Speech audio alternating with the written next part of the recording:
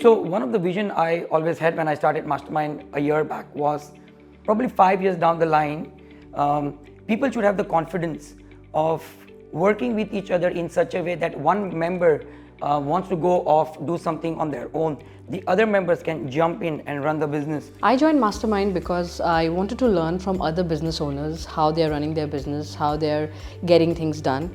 Because as it is said that on the top you're alone. So a lot of times when you're running a business, always you're on the side who's making decisions, who's taking actions. Sometimes there are places where you go out of ideas and you feel if there could be somebody who can help you out.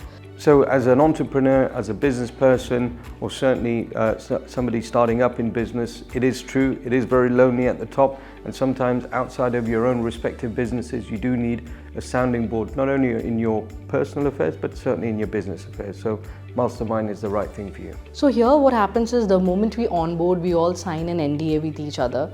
So this non-disclosure agreement, it's the first step of credibility and trust that we have for each other. So over the last 12 months while I've been a member, I've obviously created a very strong bond with the other members in the group, where we've been able to share all our challenges, any problems we've had within my own business or their business, and it's given me the opportunity to not only understand some of the bottlenecks I had in my business, but also their businesses. Recently what I did is I wanted to go for a holiday. And unlike before, when I used to be scared of going for holidays because if I'm in a holiday, I don't know who's going to run my business, what's going to go wrong. Even if I am there in the holiday, but I'm getting calls, I get to know about issues, and my mind is not completely there wherever I am. But this time I chose two members from my team who are successful business owners. One is Nick and one is Thomas. And once I came back, my team was exactly how it was. There were no issues, there were no problems. And rather they did better than the last month.